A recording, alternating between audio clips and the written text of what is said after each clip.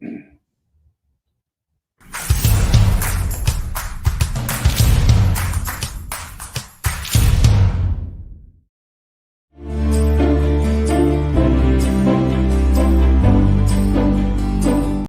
may find the following disturbing. Discretion is advised.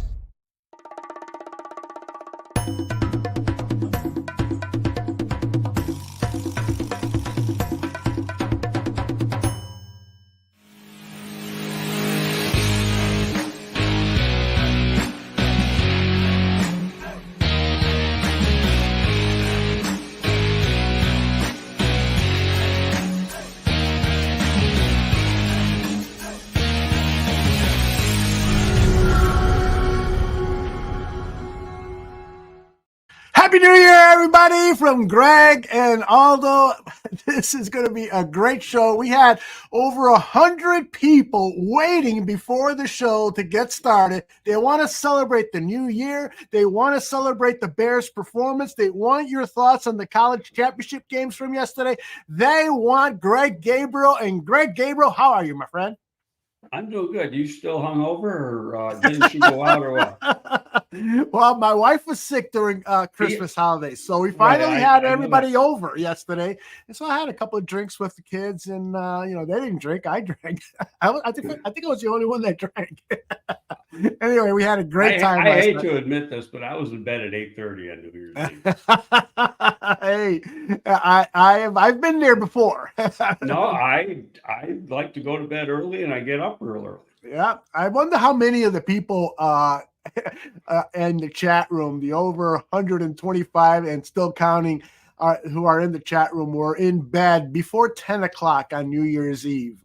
So let us know. I'm going to tell you, the last time I saw New Year's midnight, like it was way back.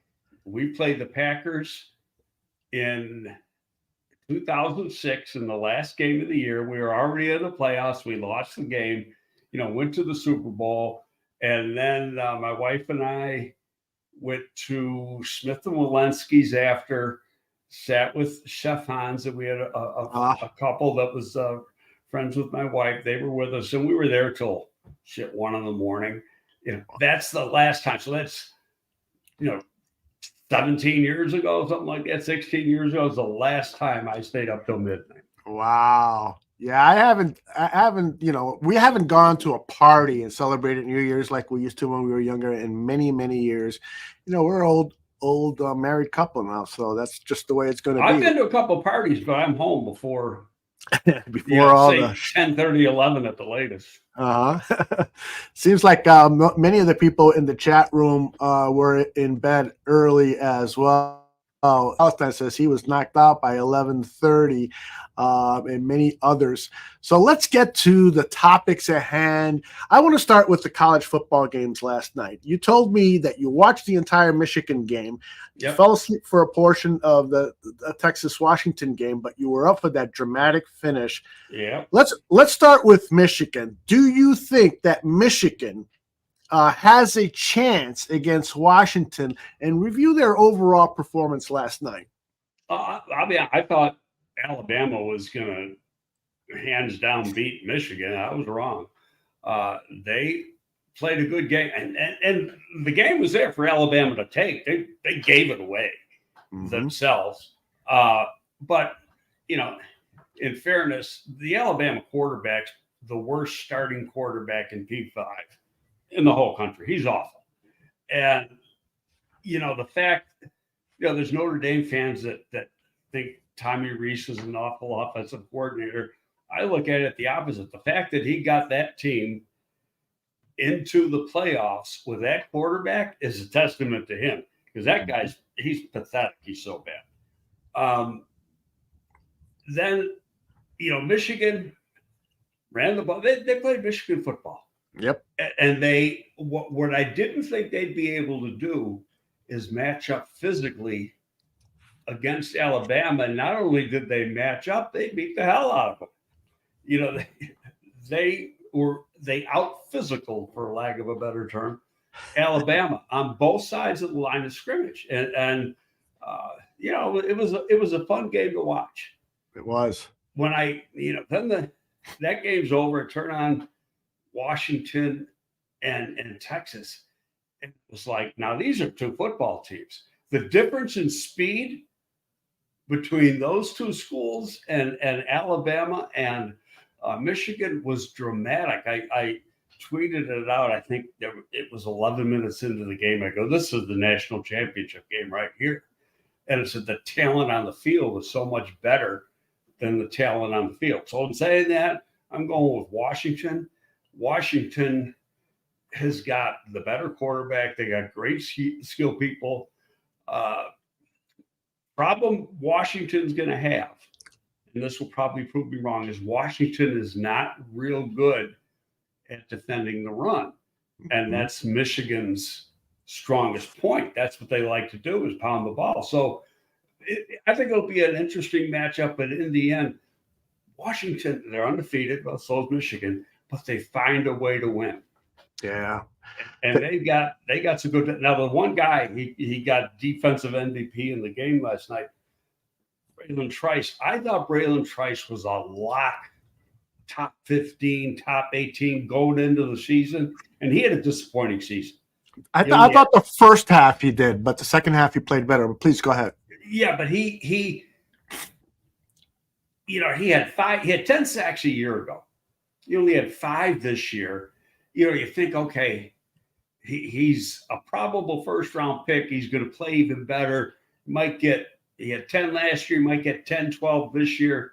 He had 5, and he just, I saw Washington a lot. He just didn't look like the explosive player that I saw a year before. Then yesterday, different player. Now, so right now, I think he's a borderline 1, probably more like a 2. But if he puts back-to-back games in college playoff situation, that could move him back up into the first round. But he's got to have a big game against Michigan too. A lot of people in the chat room are talking about 2 or 3 of the players from Washington. Quarterback Michael Penix Jr. He looked really good. Peter has a question. First of all, it says, Happy New Year. Looking forward to a highly informative and entertaining 2024. Quick question. With Penix looking great last night, does that mean more quarterback prospects increase or decrease the value of the number 1 pick? I think that's an interesting question, because if now a lot of people have been saying 3 quarterbacks for sure in the first round. It could be 4. It could be 5. It could possibly be 6. I don't think 6, but I think it could be 4 or 5. Okay. And yeah, you could, but I got right now, and I only went down like 15 picks, like 6 teams that got a quarterback need. Mm-hmm. Okay. But are they all going to take quarterbacks? No. I mean, some could take a veteran or, try to sign a veteran or whatever. And Cousins could, I got Minnesota as one of the teams that needs a quarterback. Right. Okay. I know for a fact Cousins will not go back unless he gets a multi-year deal from him. And he's 36 years old or whatever. Yeah. But there's circumstances behind that, which I don't want to get into. But, he'd go somewhere else for a 1-year deal. He will not go back to Minnesota unless he gets a minimum 2. Mm-hmm. Okay. Now, and we're going to get back to the topic of quarterbacks. Greg is going to offer another one of his master classes on the subject of whether to draft the quarterback or maintain Justin Fields. That's coming up, but we've got several other things to cover first. Another name that's come up over and over again in the chat is Rome Odunze, the wide receiver from Washington. To me, Greg, he sort of reminds me a little bit of DJ Moore. What do you think? Oh, he's a lot bigger than DJ. Oh, is he bigger? Okay. Oh, Odunze is like 6'3", 218. I didn't realize. And can run. He's a big dude. Yeah. The guy who is similar to DJ, but I think faster, is Malik Neighbors. Okay. As far as height and weight, Mm-hmm. Real strong run after the catch guys. I think Neighbors is a little bit ahead of Harrison. Mm-hmm. And in fact, I had a text conversation with Brugler, and he came out with his top 5 or top 6 yesterday. And I said, I sent him a text. I said, I got Neighbors slightly ahead. And he goes, I can see it. I think it remains to be seen what they actually time at, but I think Neighbors plays faster. Mm-hmm. There's no question he's better after the catch. He's the best in college football. And the day he comes into the NFL, he might be one of the best in the NFL as far as after the catch. And his routes are exquisite. He's really a good route runner. So that's why I have him a little better than Harrison. I'm not taking anything away from Harrison. Harrison's good. But I think when you take a look at the route running and especially the run after catch, because we're going to do that later. We're going to do like highlights of both of them back to back and with the Dunze. Dunze would be closer to Harrison, but I think even a Dunze has better because he's a return guy too when they want to use him. I think he's better after the catch than Harrison. But I got Rome as the number 3 receiver in this class. Okay. All right. We'll be talking more about college prospects later. I want to get to the Bears versus the Falcons on Sunday. The Bears, perhaps they're the best performance of the season. Certainly Justin Fields looked great, and the momentum now for him to remain as the Chicago Bears number 1 quarterback is starting to get steam. Evaluate that performance by Justin Fields against the Falcons on Sunday. How impressed were you with this? Like you think were the you broke up a little bit. Were there things that you were unhappy with? No, I don't think there's anything unhappy with. I think given the weather conditions, it was a little sloppy and cold, even though the numbers were a lot better against Washington. And he started off, 14 for 14 or something like that in that game. I thought this was his best game. And against a pretty credible defense. And what they did, and a couple of people pointed it out, I'm surprised more haven't. They did some things Sunday that they haven't done all year, and I've been waiting for it for 2 years. A staple of the Green Bay offense is those multi-layered crossing routes. Right. We haven't seen them. Guess what? We saw them on Sunday. And guess who hit them right on target, with great timing. It's like, why haven't you been doing this before? Mm-hmm. And they got some really big plays out of that. So I thought he saw the field well. He made good decisions. He had some drops, and I'm not going to criticize some of those drops because they would have been very difficult catches. Right. And again, you're talking 30-degree weather. It's a little bit sloppy. If it's October or September, they probably make those catches. Mm-hmm. But it's December. And on the one to Scott, the defender made a good play too. You got to give him credit. So, and Scott had to stretch out to make that. If he had been one step further downfield, it would have been right here. But he wasn't. But they were good throws. And so, all in all, and you're missing Mooney. And I know some people are down on Mooney. I'm not one of them. You're really missing Komet. Komet played more as a blocker. If he ran 5 routes during the game, that was a lot. I think they were just more decoying him when they did it, and they used the other guy, and he had some production. So it's Tanyan, who I'm referring to. Right. And Tanyan's finally did what we thought he could do. And I'm not so sure he can't do that all the time. It's that they just don't set up the offense for that guy to get targets. Mm-hmm. It was amazing, as Mr. Shorty says, that Luke Getsy really called his best game of the season. He even used the I formation a half dozen times with Blasingame in the game as a fullback. And Khalil Herbert had his best rushing day, I think, of his career, definitely of the 2023 season. Now he has back-to-back 100-yard rushing games. Danny Shimon on Bear Football has been saying, Buffon 55 has been saying this all season, the Bears are a running team. So if you don't have an I formation, at least a half dozen I formation plays in your playbook that you're calling from game to game, it's ridiculous.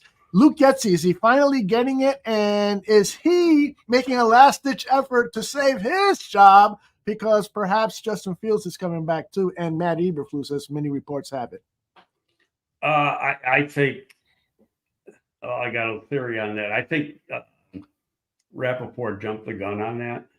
Ooh. And then had a backtrack and just said, hey, wait a minute. What are you doing, man? And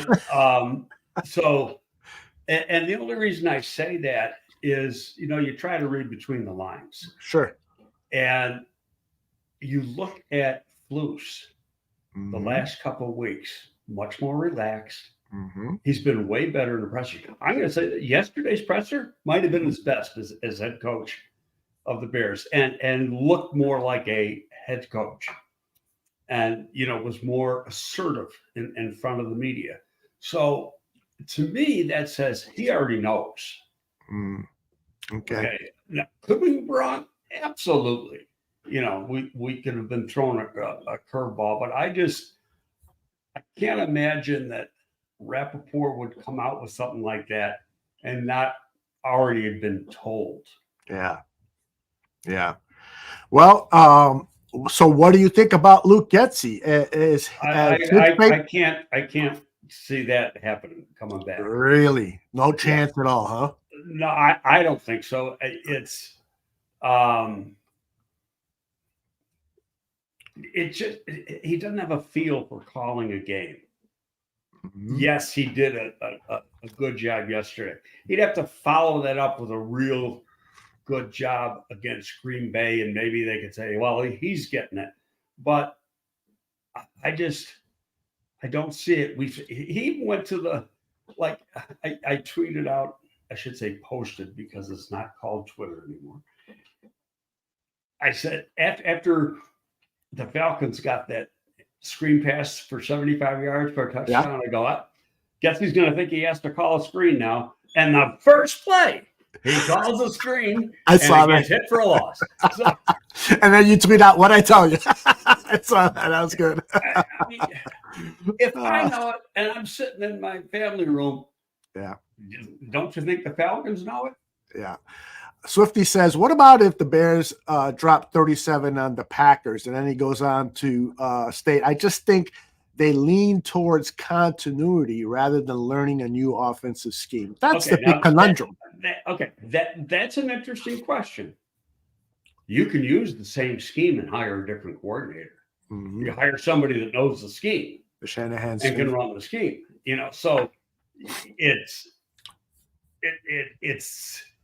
a new coordinator doesn't necessarily equal new scheme. Interesting. Now, what about the lame duck issue? You keep Eberflus. What quality offensive coordinator is going to want to come to Chicago and say, "Yeah, I'll bank on it"? We've talked about this before. Go ahead. I see you smiling. I think that's a fallacy in the NFL. I really do, because there's just so many coordinator jobs available. Yeah, and if there's one available, guys who want one are going to try to get one. I mean, it's an added thing, especially if it's a promotion for them. It helps their resume. It's obviously a lot more money.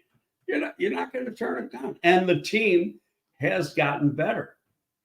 So, and coaches as a whole, they got big egos.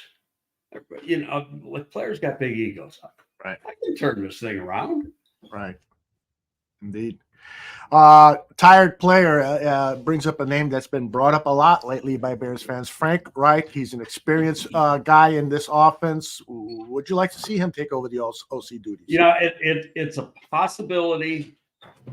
Wait a minute, my little guy wants out real quick. I'll be right back. Take your time. That is, of course, the co-star of the show, Bennett, the 685-pound dog. He's not 685 pounds. He's probably around 60. I'm going to guess 60 pounds. So let's ask Greg and see if I got within 5 pounds. Does your dog weigh about 60 pounds? No, 100. Oh, okay. Yeah, I can 100. Jack, but he was at the vet a couple weeks ago. He's 101. See, when people ask me my weight, I always underestimate by about 40 pounds. All right. So we were talking about, oh God, what were we talking about? Frank Reich. Frank Reich. Yeah. Tell me about it. I mean, Frank is a very good offensive coach. This year, I think the problem this year was the owner. The owner's too damn impatient. They don't have a football team. You got a rookie quarterback and nothing around him. Poor offensive line. They traded us the best offensive weapon they had, and they expect them to win. It's not going to happen. And you got to keep things dialed back with a rookie quarterback. So Frank uses, a combination of systems, some of it going back to his Buffalo Bills days when, under Marv Levy, but it was Marcia Broda's offense. It was, the old K-gun offense with Jim Kelly, and it's very fast. Some of it's that, and some of it is some West Coast. He's got a variety of stuff.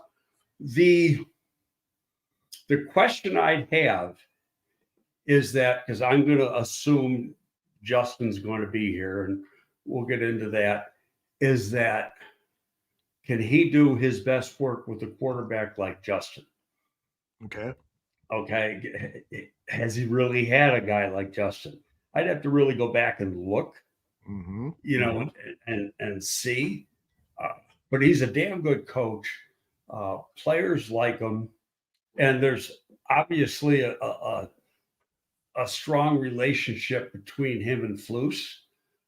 But I got to, first of all, Getsy's got to be let go before we can start talking names. And I've got a list, and Frank's on there, and there's some other names too. But let's cross one bridge at a time, and let's get through next week. See what happens next. In fact, I would think we should probably do this show Tuesday next week. See what happened Monday. Yeah. Okay, and if anything breaks on Monday, maybe we can jump on Monday afternoon. Absolutely, yeah. So, but it's going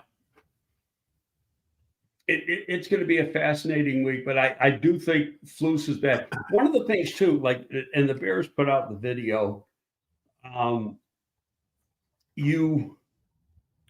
You watch Flus in the locker room after the game, and you see the attentiveness of the players. Yeah. You see the attentiveness of Ryan Poles. And there's always been a question, was he going to lose the team? He has never lost his football team. His football team plays hard. And then you hear the players all like him. Players all respect him.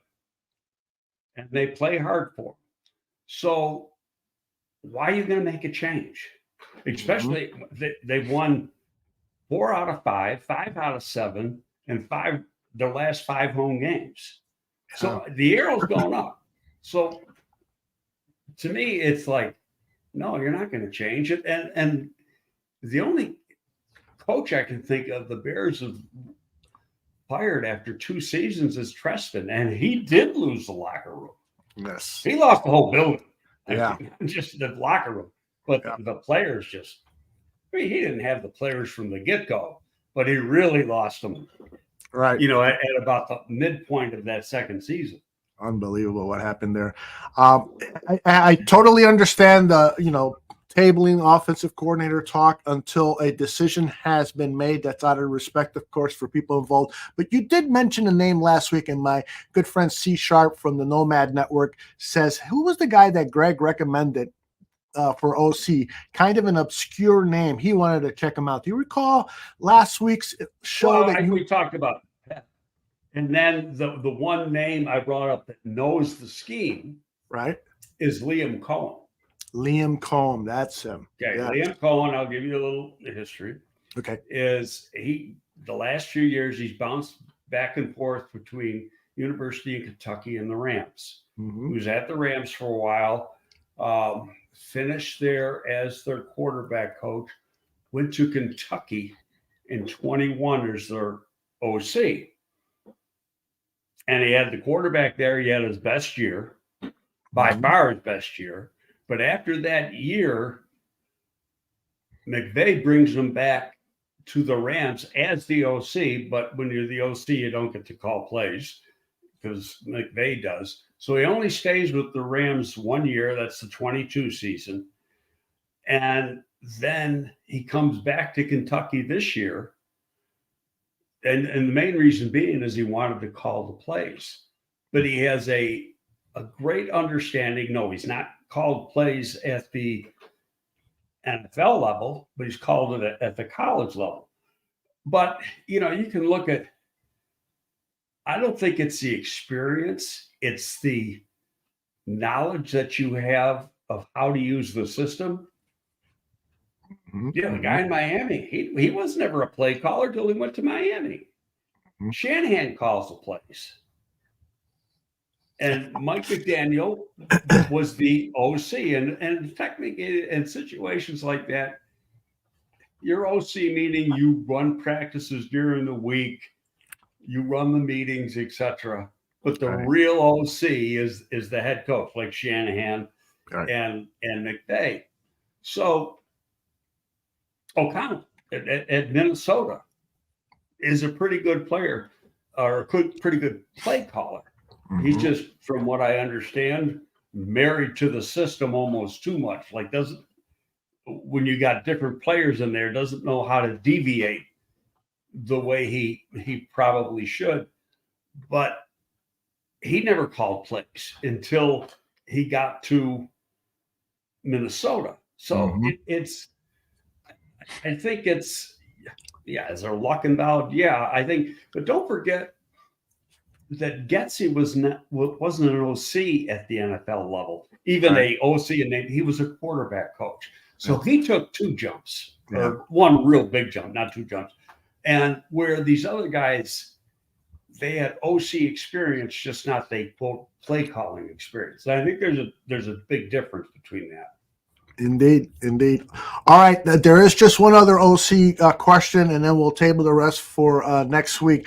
J2K says Kalen DeBoer is losing Penix and his top wide receivers in the NFL. It's a good time for him to be an OC in the NFL.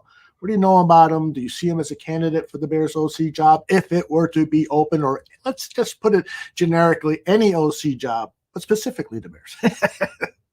No, I why would he leave a head coach job where he's making a shitload of money to be an OC in the pros? He's going to go to the pros to be a head coach. Yeah.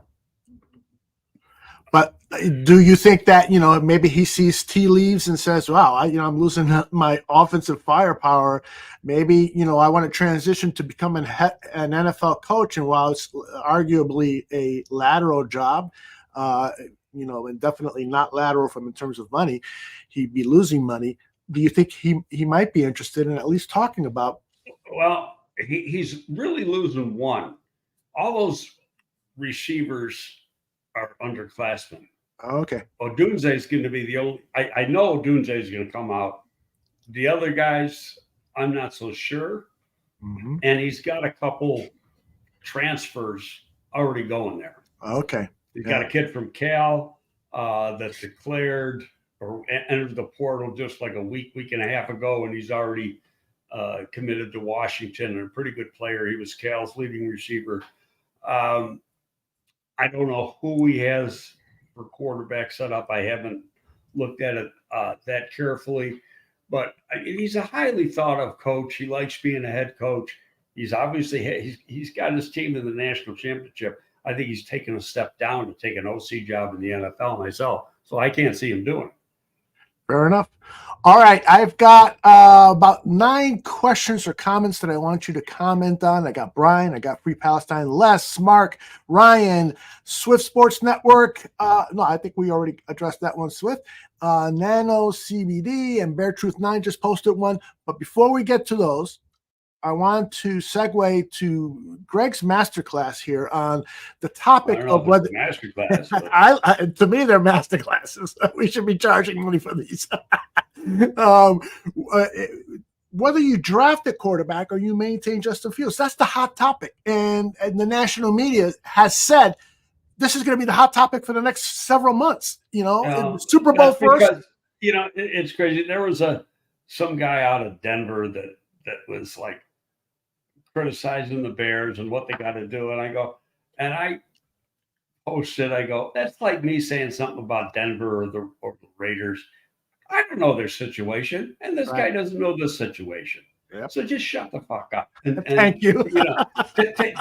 Take care of your own business and don't worry about what this team's got to do. I mean, he's a clown. So I think I know who you're talking about, but we'll bypass. But anyway, I personally feel that Fields is going to be here next year. Now, people say, well, then you got to commit all this money to him. No, you don't. You're not forced into picking up his 5th-year option. Exactly. You can let him go play it out. And then now, basically, it becomes a bet. And Fields would be betting on himself. And more often than not, when you bet on yourself, you win. But it could go the other way. Now, okay, why would you do that? And then what do you do in the future if Fields bombs? Well, there is a possibility that the Bears could draft a quarterback. First of all, I'm still a Tyson Bagent fan, and he's going to be, have a full year development next year. But also they could draft a guy. I just don't see him using their very first pick to draft a quarterback. They could take a guy in the 2nd round. Somebody say, well, they don't have a 2nd round pick. No, they don't have a 2nd round pick today, but they will have a 2nd round pick. I agree. By the time they get to the draft, that's going to be all part of the a trade down. So I don't think they're forced into taking, a quarterback with that top pick. But here's the thing number one, Justin keeps improving. Number 2, and I've been saying this for weeks, I don't think he's been coached right. Since the day he came into the league, you give him a good offensive coach and who can really work with him, you're going to see a hell of a quarterback. Because we see too many wow plays. And he's got a skill set that no other quarterback in football has. I mean, he didn't do it once, he did it twice. Broke out of sure sacks and turned them into positive gains. And he does it every week. And so there's parts of his game that need improvement. And I think with the right coach, that's going to happen. Now you got the other side of the equation. He is revered in that locker room. There's not a player in that locker room that's not going to have his back and stand up for him. So if you take him away, what happens to the locker room? When the locker room might get lost? Then. And can you take that chance? I'm so glad you brought that up, Greg, because that's something that I wanted to get your thoughts on. And a quick programming note, tonight at 8 o'clock, we're scheduled to have the beat reporter for Clocker Sports. He has credentials, and so he gets into the locker room. And one of the things I want to get from him is, what is that locker room atmosphere now? Because to me, over the last few weeks, it's been on fire. You hear the quotes from and hear the interviews of the players in the locker room. They're excited about what's being built here. And Justin is the center of that.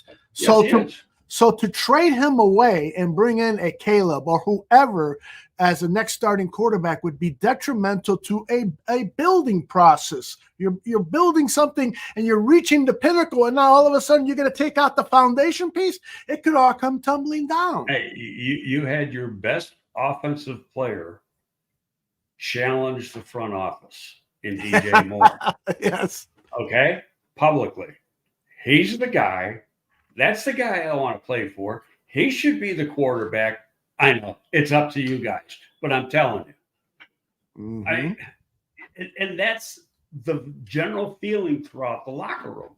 See, what people seem to forget is, quarterback is about the physical play, but it's also a lot about the intangibles. And Fields is loaded with the intangibles. And so he's got to improve his game. He will improve his game. Is he ever going to be a Pro Bowler? Probably not. We got to a Super Bowl with Rex Grossman, who was the 22nd pick in the draft. When I was with the Giants, we lost the Super Bowl right before I came here. So in January 2001, we lost to Baltimore with Trent Dilfer as the quarterback. So you don't have to have a superstar being your quarterback to get to the Super Bowl. You have to have a very strong all-around football team. Where'd you go, Aldo? Turn on your mic. Thank you. You are not the director of the show. Larry T has an interesting comment here that I want you to refer to. Disrupting the locker room is a huge topic. And he brings up the Cedric Benson versus Thomas Jones locker room. You had, of course, firsthand knowledge of this. Can you tell us what kind of a disruptive force that was? Well, Ced was a Lovey pick. Lovey really lobbied for that. Part of it may have just been the Texas connection. Mm-hmm. But we had a Pro Bowl running back in Thomas Jones, and the players really loved Thomas. And the one thing about Thomas Jones is that he'd be a good guy to have on the show too. But the one thing about Thomas is that he was a pro's pro. Mm-hmm. Worked his ass off. Didn't say a lot. Worked his ass off. He'd be in the weight room in training camp. Practice got over at 11:15. At 11:17, he's in the weight room. And just the consummate worker. And he wouldn't do a lot after practice, but he always kept himself in rare physical condition and had a great work ethic. Loved to play. Now, he struggled the first couple of years of his career. He got drafted by Arizona. Then he went, I think, to Tampa, and then we got him. But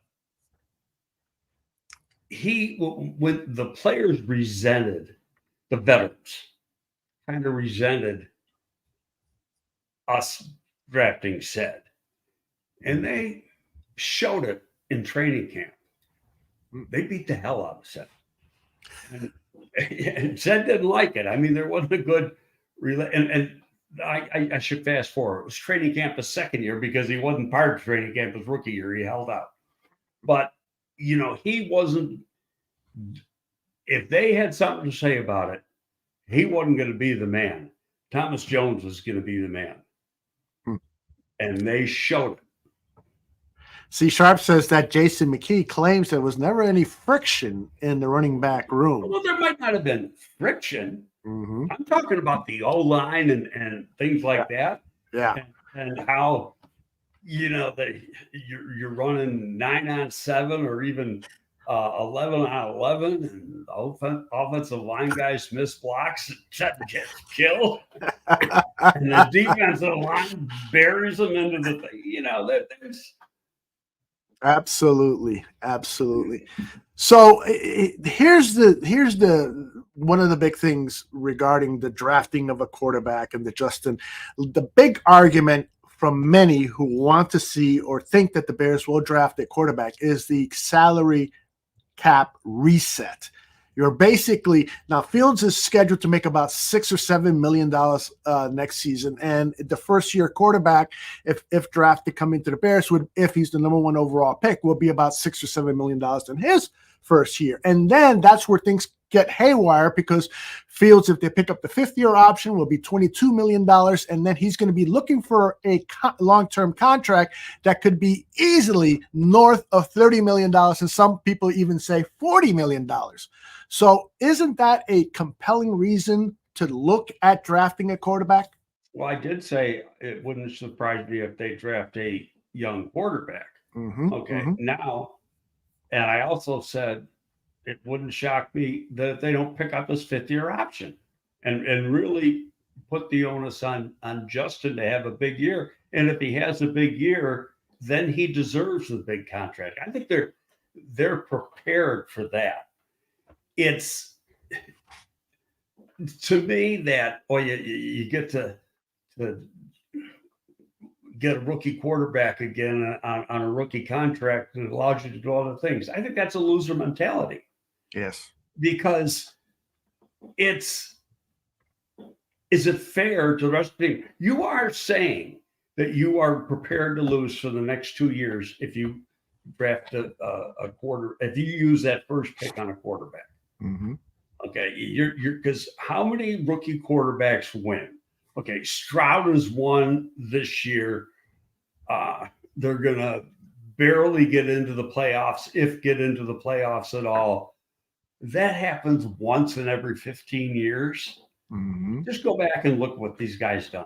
Okay, and the hit rate of quarterbacks being drafted real high like that is awful. So, I mean, look what San Francisco does. The last guy picked is, might be in the Super Bowl right this year. Okay, so, and what people don't know, people are going on this thing, let's say with Caleb. Going into the season, everybody said, oh my God, he's the next Patrick Mahomes. I was one of them. Okay, and then you watch this season, and he started off real good. Then comes the Notre Dame game. He's not bad. He's horrendous. He never recovered from it, and he never played anywhere close to what he had or what he had done in 2022 and the first part of 2023. There's that thing where he's sitting at mommy's lap, crying like a baby for 15 minutes after the game. That's bothersome. And what the fans don't know, I know the teams know, is the background, the intangibles. And that's what separates a guy from having success in the NFL and not having success. It's not just about the physical traits, especially at that position, more so at that position than any other position in football. So, and you can look at the failures in the year Justin was drafted. You had the number 2 and the number 3 guy have been bust already in Wilson and Trey Lance. And the number 1 guy, Lawrence, he's been good. Has he been over the top great? Nope. Is he a difference maker? Nope. So you go back to the Josh Allen year. Josh was the 3rd quarterback taken. He's the best quarterback hands down in that draft. Right. Do you think Mahomes was the 2nd or 3rd quarterback, and he went 10th in that draft? Do you think that the Holiday Bowl game gives you any clue about the Caleb Williams situation? He chose not to play. Right. And that means he's definitely coming out. So. right. And Moss, the backup quarterback, throws for 6 touchdown passes. The cameras catch one of the wide receivers after scoring the touchdown, saying over and over again, now we're a football team.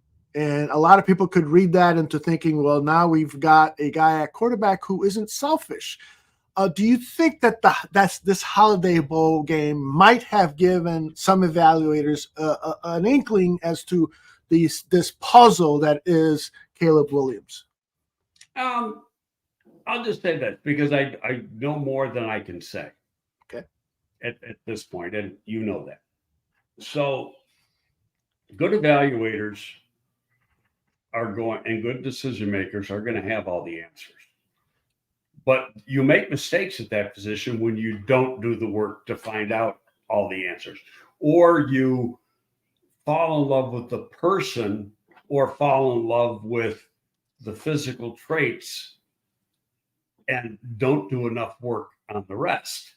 Mm-hmm. And that's when you make a mistake. I think that was the mistake that Pace made with Mitch Trubisky. Mm-hmm. You know, he didn't do enough on the other guys, and he fell in love with Mitch, the person, and what he thought Mitch could be. So looking at some of those physical traits and not the intangibles. Great stuff. All right, let's get to some of these questions here. Let me start at the top here. Brian wanted to know this. He issued this even before the show started. Wanted to know what kind of situation salary cap wise we're in this offseason. Example, last year we had to spend an amount to reach the floor. Are we in a similar situation? I don't know what the exact figure is right now. None of us are going to know the exact figure.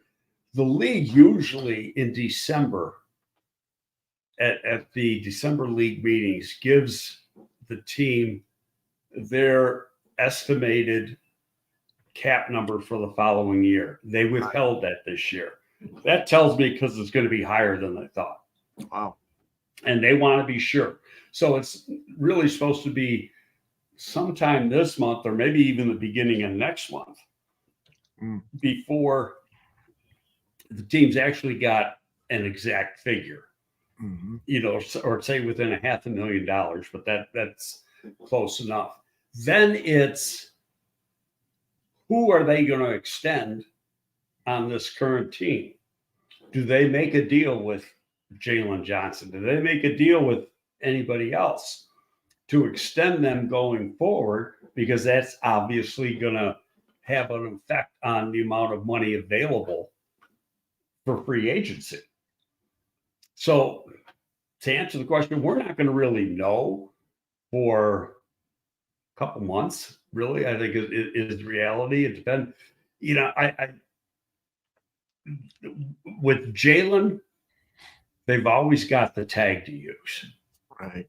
And I don't think, you know, it'll, because of bonuses, the difference is going to be a few $1 million, but I don't think it's going to be drastic that you'd be hurt using the tag. But they're protecting themselves by using the tag. You know, you bring up Jalen. This thought creeped into my mind. The Bears had 4 interceptions on Sunday against the Falcons. I think all 4 of them were after Johnson was injured. If not all 4, then at least 3 out of the 4. So does that tell you that we have a young defensive back group that is benefiting from the increased pass rush? And if you're thinking, hey, you know, I want Justin Fields here long term, and so I need to make sure I don't have a cornerback on the team that is making $25 million and making a dent into the salary cap. So my question is Jalen Johnson expendable given the Bears pass rush and it's how it's helping the defensive backs? Yeah, it's a great question. I've batted it around, and I think that's why you try to get a deal done at the number you want to get the deal done at. And you're going to be, you know, you're going to have some flexibility there. And I think that number has gone up on both sides since the beginning of the season because of the year he's had. Now, you can't take away from the talent. He is a legitimate number 1 corner for any team in football, and one of the better corners in the league. And what he does, or what he has, is he has a great all-around game. There's some guys that are really good cover guys, and they don't play the run worth a damn. He plays the run. That's how he got hurt. Yeah. Making a tackle. I think he got a little stinger. Right. And it was a hell of a tackle, too, and a hell of a play. Makes it right at the line of scrimmage, or maybe a half-yard gain or something like that. But he'll come up in force, and he can play a very physical game. Another guy that's really liked in the locker room. But at the same time, they drafted 2 corners, and they like both of them. So I think it gives them some leverage that if the price gets too high, then, we can walk away and feel good with what we have. I don't think that's what they want to do, but I think it's, and that's not what fans want to hear. I'm just saying that it's a possibility based on, they're going to have a number. And just watching how Ryan Poles does work, he isn't budging off that number. I mean, yeah, there's some give and take, but like he had a number for Roquan, and he wasn't going above that number. They wanted to sign Mike McGlinchey in free agency. They had a number, but the number, when you look at the number, because he flat out told me, the average per year I was good with. I wasn't good with the bonus, because it's the bonus that if a player doesn't pan out, that can really smack you in the face and have severe cap implications down the road. So it's, excuse me, how that contract is structured. It's not only the number, but the structure of the contract. And you want to have that contract set up in such a way that you're not going to get killed down the road if the player starts going downhill, or, God forbid he gets hurt, and has maybe a career-ending injury or just can't come back from it. But it's interesting. Do I think he'd be back? Yes. Because I think worst-case scenario is they tag him this year, and that he will be a Bear next year. Excellent stuff. Les wants to know, does Greg think Getsy would benefit if the team brought in a retired quarterback to go through the tapes of this year and get a quarterback's view on play calling to maximize the talent he has? In other words, we've talked about this. The Bears have a senior defensive analyst. Why not bring a senior offensive analyst to help Luke Getsy?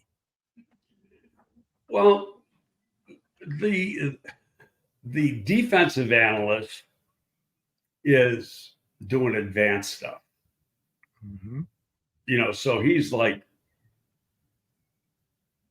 Flus, this will work. This will work. This is what they're doing. So he's giving a more in-depth report on the upcoming team than the pro scouting department is doing. And the pro scouting department's not set up to do that. They're more about telling you what individuals can do, not tendencies and stuff. So if you're going to hire let's just say, we'll throw a name out there, Chase Daniel, okay, who's, a pretty astute guy. Yes, he is. And played quarterback for a long time in the league. Why you got that? If you're going to do that, why you got the guy who's the offensive coordinator being the offensive coordinator? That's what Mitchell Knight just said. Yeah, I mean, it doesn't make any sense. And I think when you look at the defensive side of the ball, don't forget, Flus is also the head coach. Yes. So he's got 2 roles. Now, what I would think could happen, and again, reading between the lines, he likes being a play caller. Yes, he does. Okay. So, and he does a pretty good job. So I can see him keeping that. I can also see him, we see it on offense all the time. You got a coordinator, but he's not the play caller. So could that be either bring in a guy or elevate a guy? Right. Like a John Hope. And John has been a coordinator at the NFL level and at the collegiate level, so, and had success. So you could do that and still be the play caller on Sunday and have the time to be head coach, to do your head coach responsibilities. Yeah. You bring up John Hoke, and Brad Biggs did a nice job of saluting Hoke's work this year with quotes from defensive back players who say, what makes Hoke so good is that he holds us all accountable. He's tough, but we trust what he's teaching us, and we're seeing the results. And so John Hoke, if anybody from this coaching staff is back next year, I put him at the top of the list. Well, John Hoke's a friend. And I worked with John for a few years here when he was on Lovey's staff. He's a great guy. My personal feeling is there's been 2 coaches, defensive back coaches that Lovey had, and they are far and away the 2 best defensive back coaches I've been around my whole career. And that is Hoke and Steve Wilkes. Oh. Okay. And they're both great teachers. They hold their players accountable. They know how to coach. But I usually spend most of my time, watching the O-line and the D-line in practice. But, when we hired Hoke, first I had to work with him and going into that draft on evaluations, and we'd sit in my office for hours watching tape. And he's a very, very, very good evaluator. He taught me a lot of things that I didn't know. Just little things to look for, but he knows the defensive back position very well. And, like one time I said to him, I said, hey, John, can this guy be a safety? And he goes, hold it right there. And he really gave me an education, because a lot of people move to safety. That is one of the most difficult things to do in football, is move a corner to safety. He said, they see the field entirely differently. A corner is playing on one side of not even a side of the field. He's basically playing a quarter of the field. Yeah. And he's not even seeing what's going on the other side of the field. Whereas safety's in the middle of the field, and his reads are entirely different. So the mental part of the game has to be a lot different for safety. Safeties better be damn smart.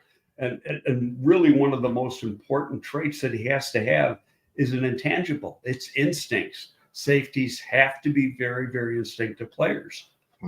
Or you can get a corner who is a great zone player or a great press cover guy, but doesn't have anywhere near the natural instincts that a safety has, and he can still be a great corner.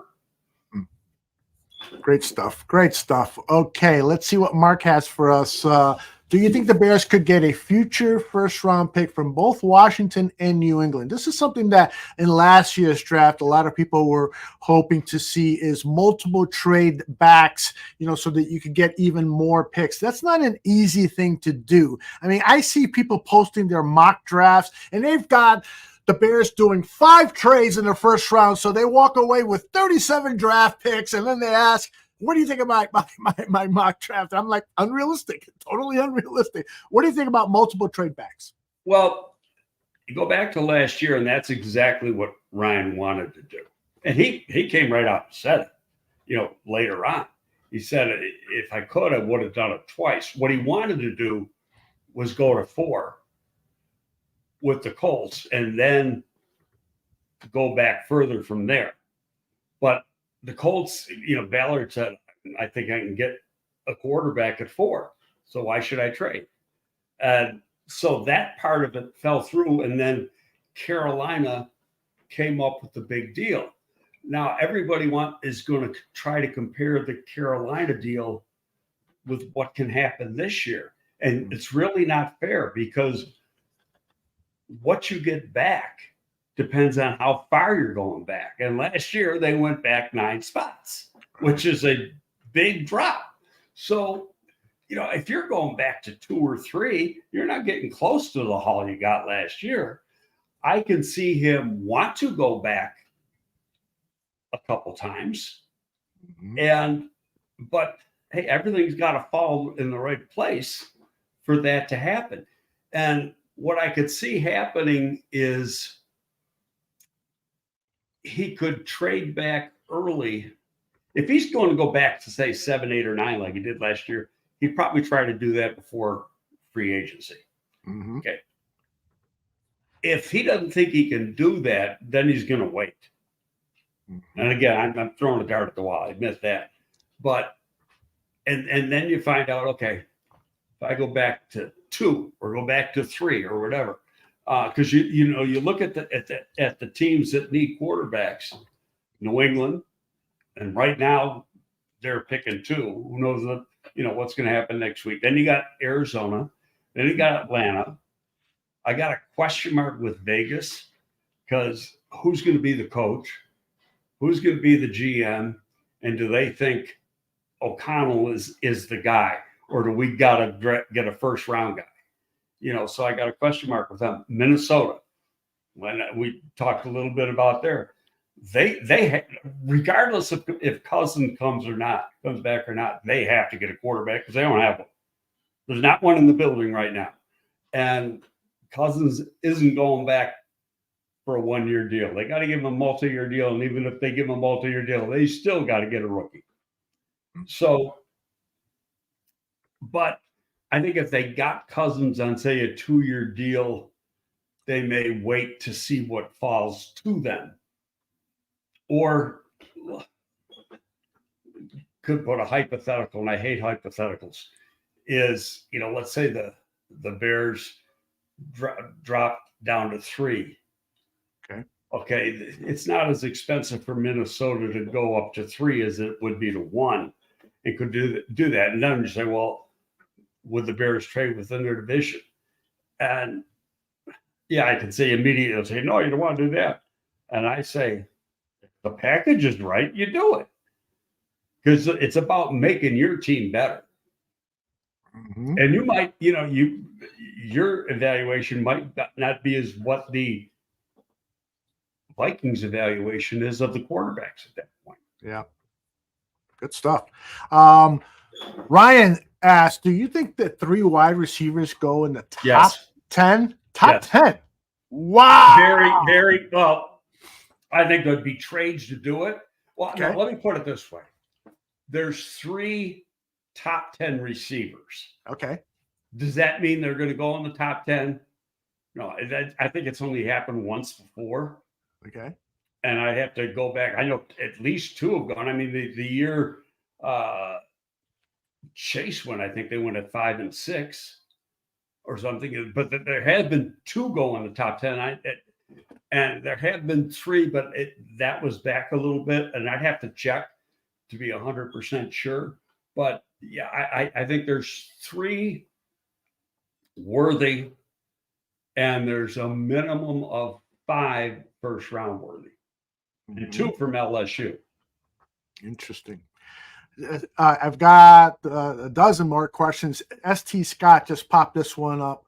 If they trade down slightly, can they get a guarantee from the team that don't take our guy and we'll make this trade? Is that something never going to happen? You never tell a team who you're trading for. Okay. So, you got to assume you look at the needs. They're coming here to get a quarterback. Yeah. I don't care which quarterback they get. Yeah. So how is it our guy? Yeah, and that was perhaps the biggest failure of the Ryan Pace administration, is they didn't read the tea leaves about what the 49ers were going to do with the 2nd overall pick, and they traded from 3 to 2. Right. Know what he was afraid of? He was afraid somebody else was going to go to 2. Yeah. So he actually made that deal like 4 or 5 days before the draft. Jeez. And so he was, kind of stuck to it. He probably could have pulled out, and San Francisco probably could have cared less.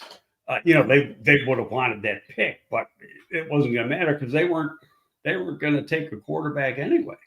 Right. They took the guy they wanted, Solomon Thomas. In fact, San Francisco said,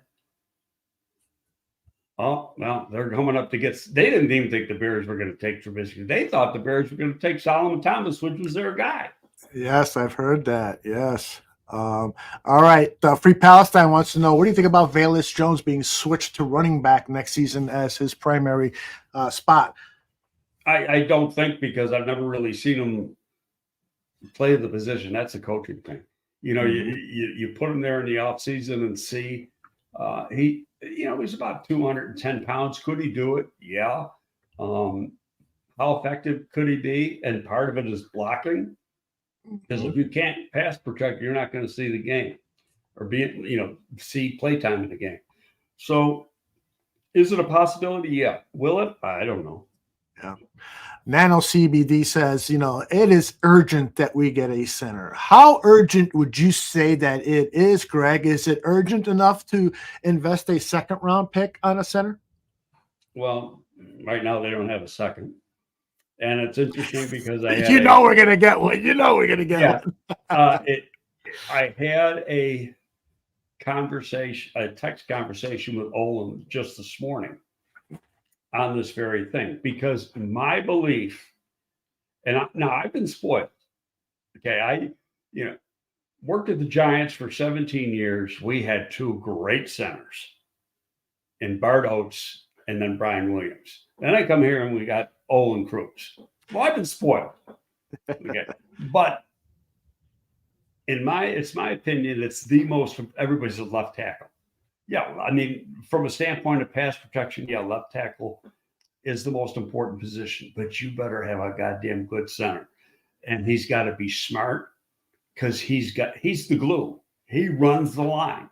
All right. And so my thought process is, especially when you look at a team like the Bears that has a very young offensive line. Okay, you got your two tackles are in their first and second year. Tevin's in his third year. Nate Davis is in his first year here.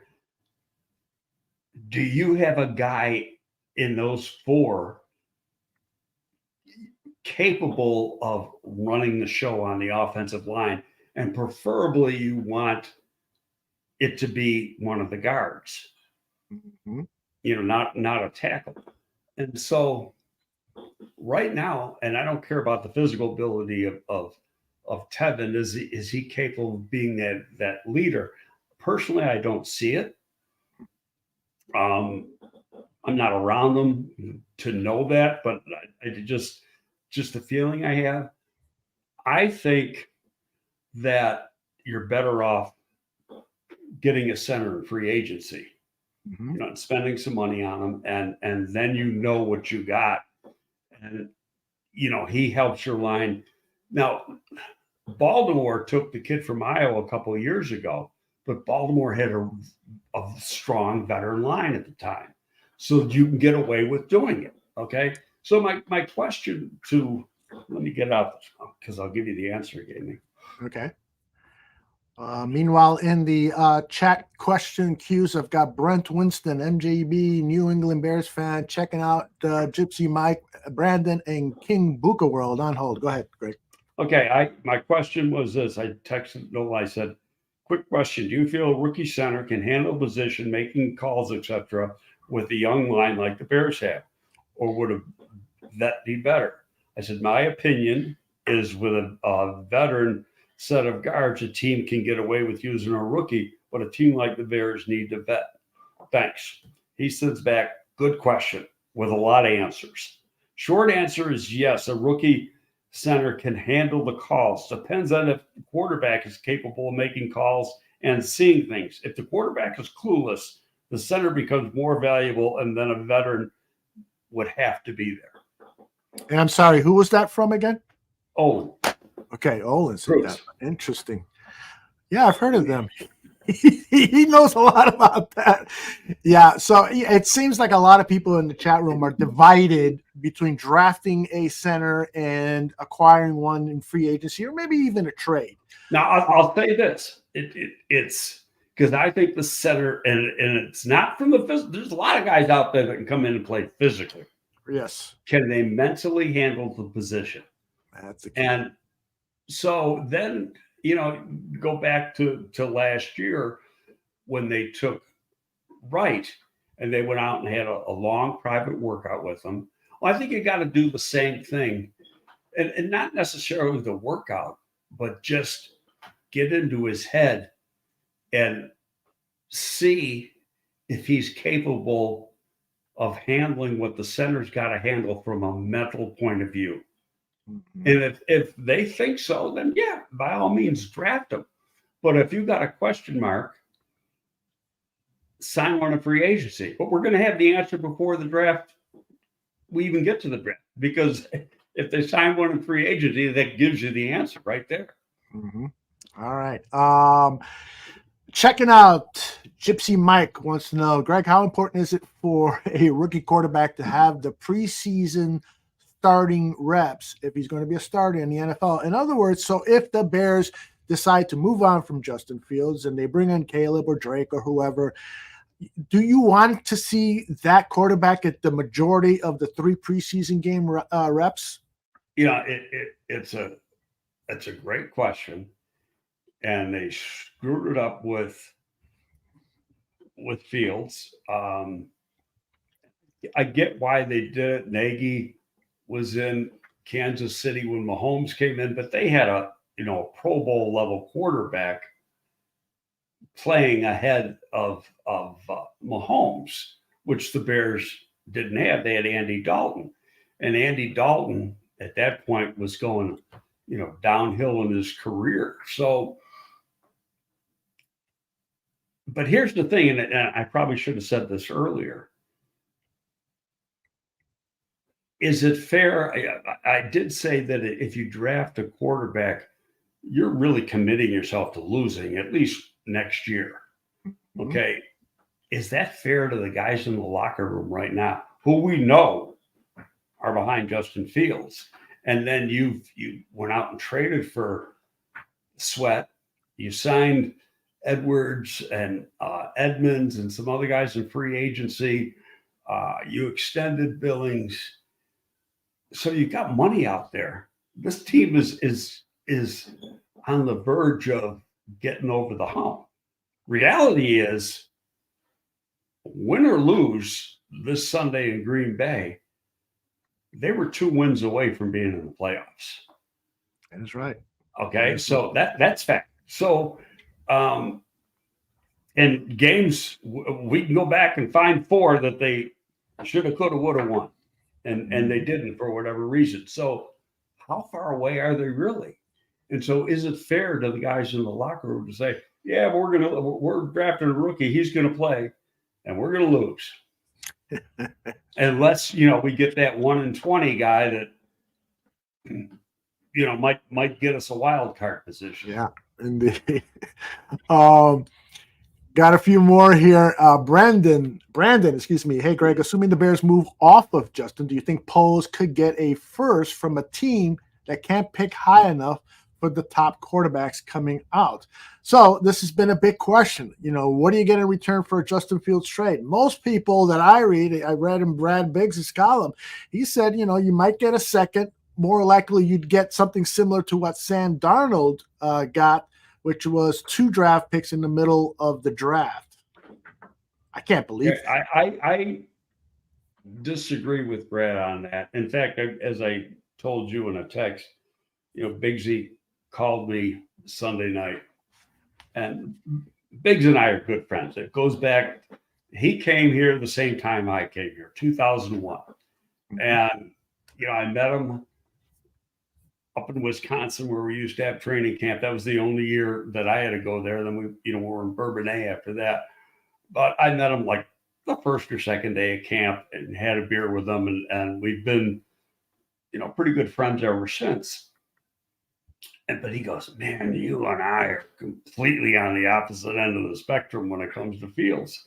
I said, yeah, I know. You got your opinion. I got mine. And, I'm not going to argue about it. That's just my feeling based on how I see things in my experience. And He just, Brad's pretty astute, but I think he's looking at Fields, the player, and not thinking that he's going to get any better. My feeling is you get a good coach around him and he's going to take a big leap. But, and you know what? We both could be wrong. Who the hell knows? But, we've already talked through that. But I think there are teams that are going to look at the unique skill set that Justin has and say, I can win with this guy. Now, does that mean a 1? It could. He's like 10 times better than Sam Darnold was. So I think you throw out the Sam Darnold. That's, I disagree with Bigsy on that. I think the worst you're going to get is a 2, and you might not see a pick this year, but it starts off as a 2, but based on incentives, play time, team's record, and everything goes to a 1 in 25. Okay. But I personally, I don't think it's going to happen. I really don't. And you know how I was at the beginning of the year. Mm-hmm. I just think it's a lock. He's going to be back. I think it's just too dangerous not to bring him back. Yeah, I like that thinking. I've got 2 questions here that I'm going to meld into one. Brent says, Greg, do you like Jerzon Newton from Illinois as a 3 tech? Happy New Year, guys. And then I'm going to add to this because I think the answer is contained in this question or thought. Hell, looks like Gervon Dexter is playing better than Hall of Famer Jalen Carter right now. And which is true. There's no doubt about it. 4 games, hands down. Indeed. So for me, kind of fallen off. Carter's only had 1 tackle a game the last 4 games. He's kind of fallen off. Mm-hmm. And he might have hit the proverbial rookie wall. Yes. Nobody doubts Jalen Carter's talent. Okay, it's what's up here, his laziness. Again, I keep saying intangibles, but that's what it is. Gervon Dexter was a undeveloped talent who now, given pretty much a full season, all but 1 game, to play a totally different style of football than what he played in college. And don't forget, he came out early now. He's only in college 3 years. He's starting to come on, and not come on a little. He's coming on a lot. He is becoming a difference maker. And now, in saying that, I still want to bring Jones back. My own personal opinion. I think Jones has had a hell of a year, and he's earned an extension. Now, I don't want to pay him any more than he's getting right now, which is $4 million. But if Flus is here, they're going to play a rotation because you got fresh guys in there. And Jones is a very solid 3 technique, especially, if you're splitting time, you're getting the post. His sack numbers are up. His run defense is better. Don't forget, last year was his first year in the scheme 2 with a stripped down team. And now that he's had a year and he's got better people around him, he's a better football player.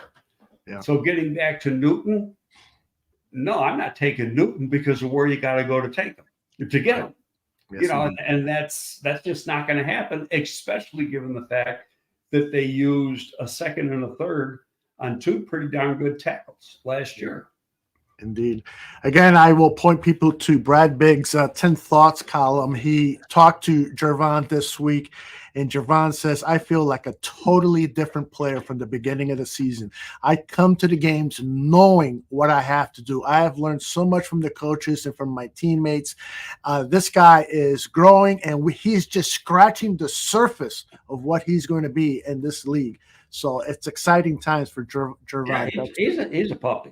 Yeah, I've taken Newton off my board, my pretend board, unless he's available in the 2nd round. And if we acquire a 2nd round pick. I mean, which is absurd. That's not going to happen. Right. He's going to go in the first round.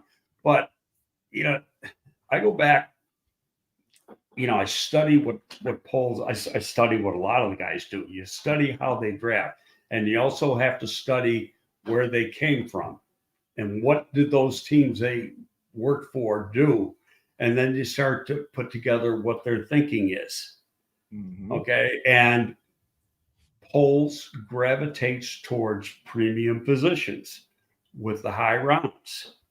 And the premium positions in his mind, offensive and defensive line, corner, quarterback. So, and wide receiver is one of them. Now, this year, I believe they'll take a wide receiver very high. I don't think they will. Like, let's say their first pick is 3. I think they trade back and think, people, oh, you're going to give up Harrison. Well, personally, I don't have Harrison as number 1. I've got Neighbors as number 1. But you got 3 that are great. All 3 are capable of being Pro Bowl players. Yes. So I'll take one of the other ones. So what if I miss the one guy? Yeah. And it really depends on how they have them ranked. Mm-hmm. It doesn't matter what I think or what Dave Brugler thinks or Mel Kiper. It's what they think. Right. I would bet that performance from Rome Odunze last night for Washington has really impressed Bears evaluators because they love blocking wide receivers. And besides making great catches, he's an excellent downfield blocker. Well, he's a big guy. Yes, like you said, 6'3", yeah. Yeah, 6'3", close to 220, mm-hmm. and he can run. Right. D. Starren says, do you still like a pass rusher with the Bears' first pick or a pick in the first round? First round pick, I think, is a lock. Wow. And there's some decent ones. And why? I'll tell you, well, we said it already. Braylon Trice really, came on. I just wish he would have done it during the year. Yeah. Dallas Turner, got Chop Robinson. There's some pretty good. The guy at Florida State. So there's some pretty good guys, and that's the only position of the premium positions really that Poles hasn't taken yet. And from a cap standpoint, people mm-hmm. say, well, they can sign one as a free agent. Well, he's going to cost you what Sweat cost you. Right. Yeah. Okay. So are they going to do that? I can't see them doing that. Mm-hmm. Yeah, he could. To me, that doesn't mix with how he does things and how you want to spread out the cap around, separate, you're going to have 1 or 2 guys at each position group making big money. And then, you always want to have some young players. That's one of the reasons they took the 2 defensive tackles last year. So now you got 2 guys on the inside. They're going to end up being starters down the road. And you signed Billings for, you still got them cheap. So for next year, so they're really set. Now you draft an edge. And you could still probably bring back Ngakoue at a very reasonable contract versus having to pay 20 or more for somebody else. Yep. Did enough this season to earn a long-term contract, which is what he has said publicly he wants. He feels like, I need that security now at this point in my career. I think another season with the Chicago Bears, and he could land that contract that he devotes, even though he'll be about 30. Russell Webster wants to know, what do you think about Byron Murphy, that big defensive tackle from the Texas Longhorns? I haven't done a lot on him because I don't see him as fit. Okay. Okay, and I say that with a little bit of a question mark because he's a pretty good athlete. Generally speaking, in this defense, that's not the guy you're looking for. Mm-hmm. You're looking for athletic guys like, the 2 guys they got in Pickens and Gervon Dexter actually are a little bit bigger than the norm for what we had when I was there, with Lovey. We really had one really big defensive tackle, and that was Boone, who was about 315, 318. at the time, and he was a freak athlete, but this guy from Texas is about 345. And that type of player just doesn't fit what, I remember I talked about a gazillion times what the profile that they have written up for each position. He doesn't fit the profile. Not taking anything away from him as a player. He's a very good player, but he's just not what this team wants playing this team. Now, you change the whole defensive staff, then he enters into the equation. But in doing so, how many of these you're starting all over because you built this defense around this type of scheme? Mm-hmm. Who are you going to have to get rid of then? Yeah, because they're not fits. You got to have continuity. You got to have continuity. Okay, before we start talking about Green Bay, because it is Packers week and we've only got a few minutes left, I want to squeeze this question in from New England Bears fan. Greg, this is unrelated, but I always wanted to ask, who decides what uniforms the teams wear? Do they ever let the players pick? And which uniform combination is your favorite? I love My favorite's the one they wore last week. I love it. Last week, the throwback. Oh, really? I love it. Absolutely love it. I don't know. The front office, probably the coach, have it. It goes into the league. It's like done in the preseason or before preseason. It's like done in the spring. Mm-hmm. We're gonna, and if you're gonna change your uniform, you got to do it like 2 years in advance, right? Because you got to give NFL properties the time to have those jerseys for sale and everything else. Right. So, it's like if the Bears wanted to change their look right now to a full-time thing, they couldn't do it till the 25 season. Mm. What's interesting is that this season is the first season that I remember where the Bears have not disclosed what the uniforms are going to be. Like in the preseason or just before the season begins, they reveal every uniform that they're going to wear week 1 through 17, whatever. And this year they didn't do it. And by the way, this is the uniform right here, the all whites. That's what we need to bring back. I like that. I love that too. Love it. I don't like the blue pants with the white top. No, it's okay, but the all whites is where you got to go. All right. MJB gives us a great transition into Packer talk. There is so much riding on this trip to Green Bay on Sunday. If JF1 balls out, it's an easy decision. If they look like week 1, everybody arguing whether it's JF1, Getsy, Flus, or all three. This is going to be a really intriguing game. Let me get your thoughts on this Bears-Packers game. Well, I agree. It's going to be a really intriguing game. What we saw week 1 and what we see today are two different football teams. Mm-hmm. Don't forget, and that, yes, the players are the same. But especially on the defensive side of the ball, it was the first game, and some of these guys were hurt during the preseason. It was the first game they ever played together. And now they've played together for a whole year, and we're seeing the difference. Just look at the turnover number over the last 6 games. Mm-hmm. So I posted yesterday on X. It was yesterday morning. I said that the Bears really got to be on their A+ game to beat the Packers. The Packers, in my opinion, have been struggling in recent weeks, but they look really good at Minnesota. Not saying that Minnesota's awful. Yeah, they've regressed. Really, totally regressed. And the defense, which was playing pretty good for them, even they're awful. Mm-hmm. So, how good are they? What's interesting is I don't think Green Bay's in a win and they're in situation, but they have to win to even be in the thought process.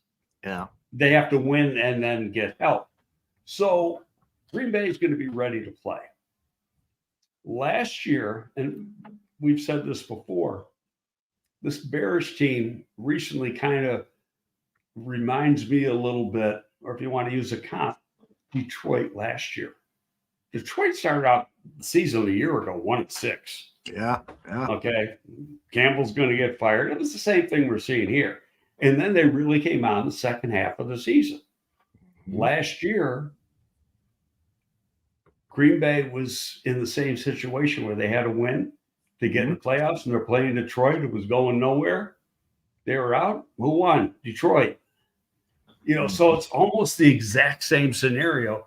And I think the Bears are very similar to Detroit last year in that they've hit that. They're getting over the hump, and they're becoming a real football team now. So do I think the Bears are going to win? I think they're going to play their asses off. I don't know if they're going to win. I mean, but if they play the way they have the last 4 or 5 weeks, they will win the football game. And I think they know, meaning the players, know what this means for JF, for Flus. I don't think if JF has a bad game, that's going to change what he's done. Okay. And I also think if they lose to the Packers, it's not going to change what's going to happen to Flus. I think those decisions pretty much have been made. Okay. Now, if they flat out stink, that could be a different story. But I can't see that happening. Mooney's probably going to be back. And that's going to be, excuse me, getting to that time. Mooney's going to be, or Kmet's going to be closer to full speed than he was this week. Absolutely. So I think the offense will be able to do a little bit more. Green Bay is beat up a little bit. So it'll be interesting. Yeah, I think it's interesting that the network made it a 3:25 game, and they got their number one crew calling the game. Jim Nantz and Romo, yes. Right. So they know the importance of it, and that's really from the Green Bay side. But it'll be interesting because I like Romo. I don't think Romo does as much homework as he did his first couple of years. I agree. Yeah. I'm just interested in seeing what Romo has to say about Fields. Yes, indeed. This game is the type of game that could really jettison the team into playoff contention in 2024. It just has that feeling, that aura. And it's going to be interesting because the Packers defense has been up and down all season. And I wanted to get your thoughts on this whole Jaire Alexander thing where he gets suspended for a game because what he did was probably the stupidest thing I've ever, and I'm not using hyperbole here, the stupidest thing I've ever heard a player do. He, on his own volition, went out at the opening coin flip with the 3 assigned captains. He's not a captain. And he made that coin toss decision and he got it wrong. What do you think about that? He gets the when I was playing minor league football, we used to have an award at the end of the year called the Horse's Ass Award. And one year the quarterback got it because he lined up behind the guard. Oh, that's good. And doesn't even realize it. He's like calling signals, and then the guard turns around and goes, "What the fuck are you doing?"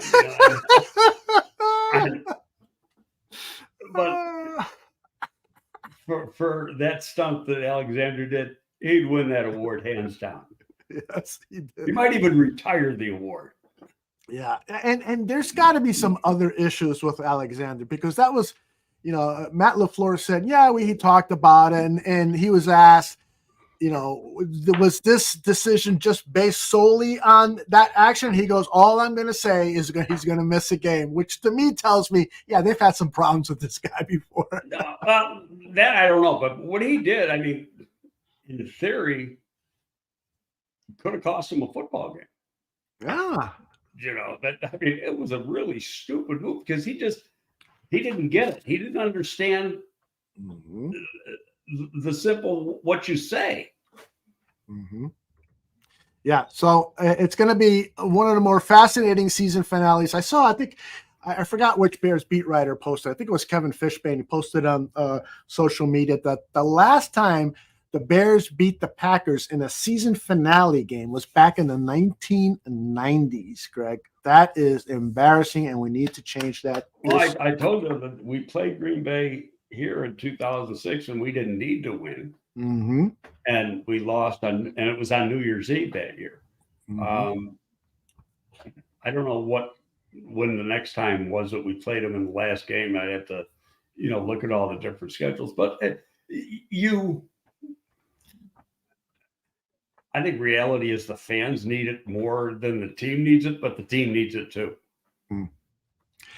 Interesting point here from Ravi, getting back to the Justin Fields situation. He says Atlanta fans are assuming they're getting Fields. There was the guy who covers the Falcons for The Athletic said that he doesn't think Atlanta is interested in obtaining Fields just simply because they want a little bit more of the traditional quarterback. In fact, he threw out Kirk Cousins' name and said if it were a choice between Kirk Cousins and Justin Fields, the Falcons would definitely take the experienced traditional quarterback. I find that hard to believe because the tickets that Fields would sell, if they, the Atlanta fans would be in an uproar. I mean, that's so happy that Fields would be a member of their team. Well, number one, I don't think it's going to happen, and nothing against the fans, but the fans can want whatever they want. That doesn't mean the team's going to do it. Team's going to do what they think is best. The old saying: "You want to think like the fans, go sit with them." I never heard that one. Yeah. Well, it's like if you're going to think like a fan or react like a fan, then you might as well go sit with them because it's the wrong thing to do. I love it. MJB asks, do you think that Darnell Mooney will be back? At this point, I got to believe that they're going to let Darnell test free agency, right? I think he'd be back at their price. Okay. There's something missing, and I don't know what it is because the guy is really talented. Okay, you can't do what he did his first 2 years and not be, but he just hasn't been part of this offense. So is that all him, or is it Fields, or is it Getsy in the scheme? I don't have the answer to that. I just know the talent and the speed. Greg, you got time for a couple more questions? Yeah, a couple more. Okay. We're heading on 145 here. I know. I know. It's like, holy cow, this guy's charging me by the hour. Don't you guys know that? No, the minute. The minute. Donald wants to know, was that horse's ass award a Giants quarterback when you were there, Greg? No. This is when I was playing minor league football. This was, okay. probably in the mid-70s. Gotcha. The guy who wanted was a guy by the name of Gary Fever. Oh. Who was our quarterback, and Feger's a good guy, and then he went on to work. He'll never admit it, but we all think he went to work for the CIA. Oh my goodness! You got a guy working the CIA who lined up under the gun. No wonder our national security is in danger. I'm just kidding.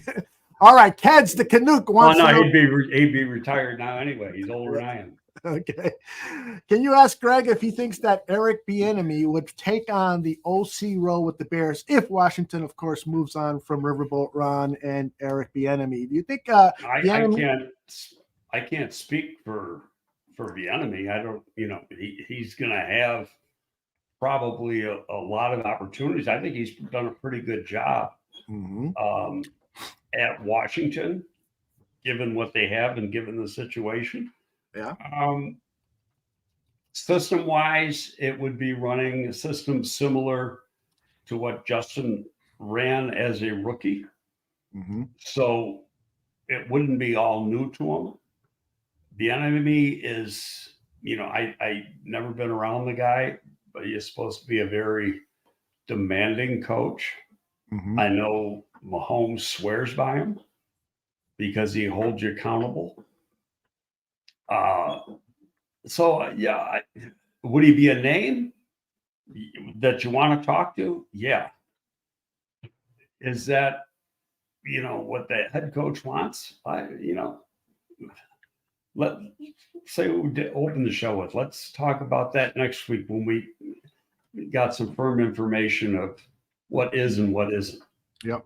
I think one thing to keep in mind with Justin Fields is that he did not like Matt Nagy barking plays because Matt would get so excited. It wasn't because he was mad at Justin. He was just sounded frantic when he was barking plays, and he didn't like that. He liked it when Bill Lazor called plays because he was more. And so calm. I think to bring in, calm. So I think to bring in a Bieniemy who's definitely a ranting lunatic when he's coaching. No, I don't know if he's like that. I mean, neither one of us know if he's like that when he calling plays. And he did have the opportunity to call some plays sometimes for Kansas City. And he will give you 3-4 games a year, but he picks the games in which he's not going to actually call the plays. And a lot of times they're irrelevant games, as far as if they have to win or whatever.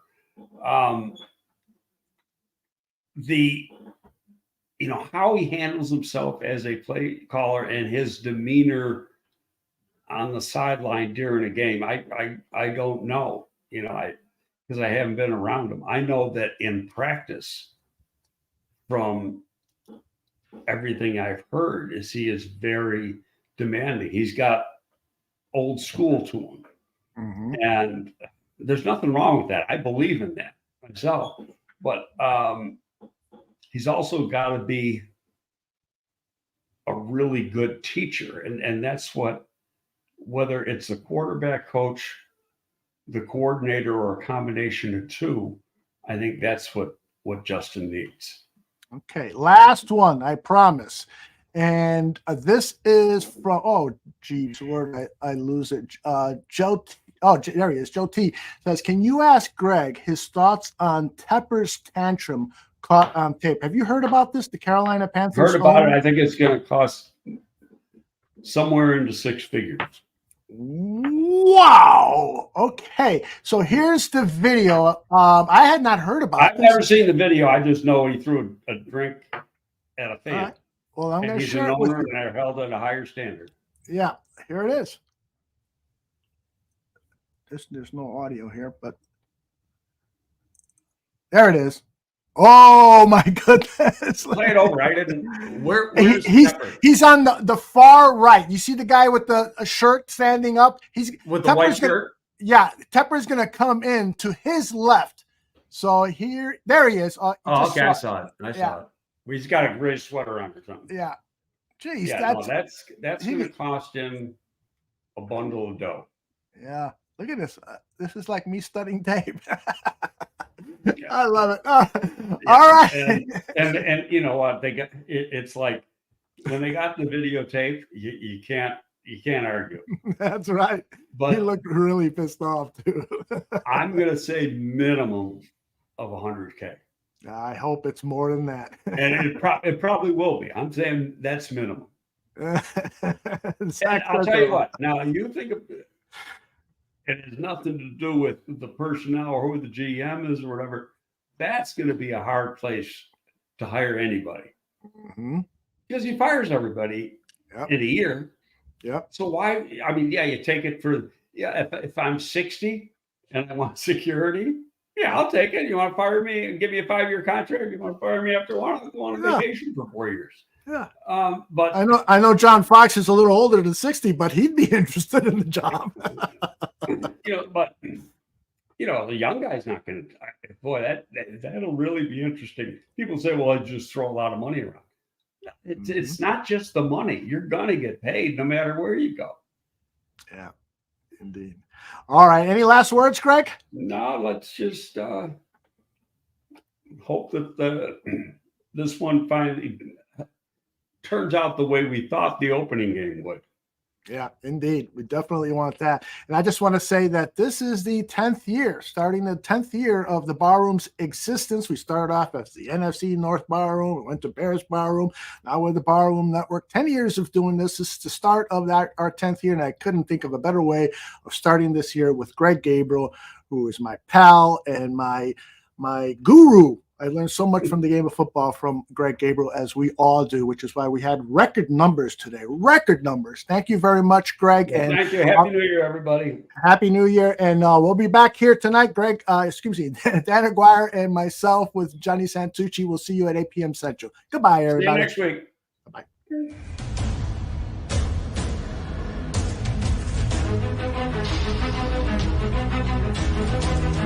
Bye.